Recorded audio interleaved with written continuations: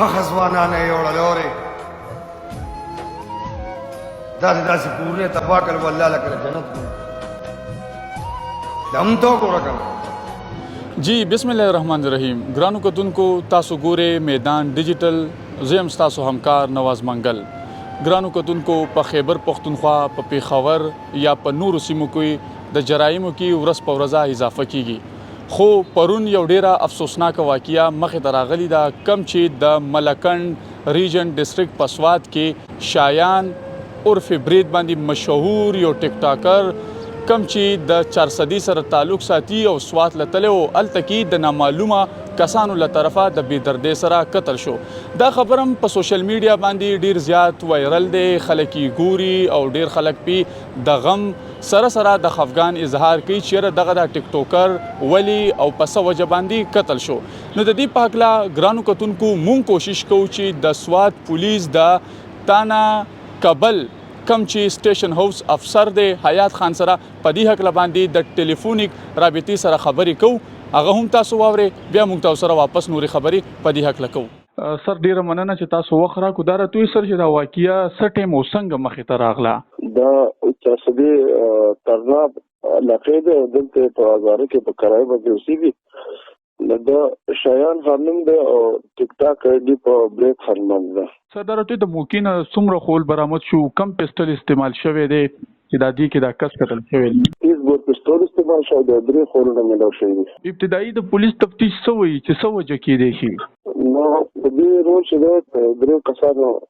دا وکړ چې زموږ د پېښور او د 400 د مدد سره موږ مخکنی تنازعي دي سره درې کسانو باندې فعال دا وکړ د احتمال څه جوړ شي ان شاء الله ډېر ور گرفتار شي سر دامره توي چې دغه د مقتول چې کم قتل شوی دی د دلته صدکار د پر راغله او کنه په سوات کې سمرګرو سره او دا د چاله طرف سی سی ټي وي فوټیج نه سمادت واغستل شو ابتدایي کې چې دا سوق دا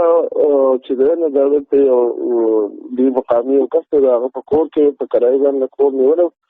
یوازې په کې چې اکثر وګړي مور درش په لوراتله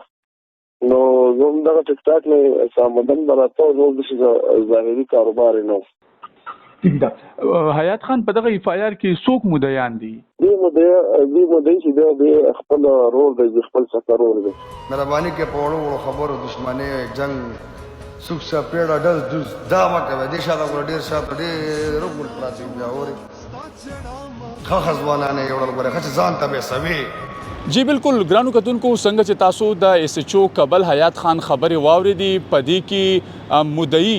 عادل ولدی جنت ګل د سوات پولیسو لا ریپورت کړی دی چیرې دغه د شایان الکس کم دې سکسانو قتل کړي دي د پولیس وینا ده چې پدې کې اف آی آر درج شوی دی د موکین سومره خول دی هغه هم برآمد شوی دی د ساينسي په خطوطو باندې دغه تفتیش روان دی او زر تر زر په پدې کې پیشرفت شي ګرانو کتونکو الله تعالی دیو کې چې زموږ د سیمینا زموږ د پښتنو نه الله تعالی دغه د دشمنیان او دغه نفرتونه زر تر زر ختم کی چې مونږ هم واپس دغه امن بیرغ پورته کړو په الله مو سپارما الله مراته ټول خاد آباد او خوشاله لرا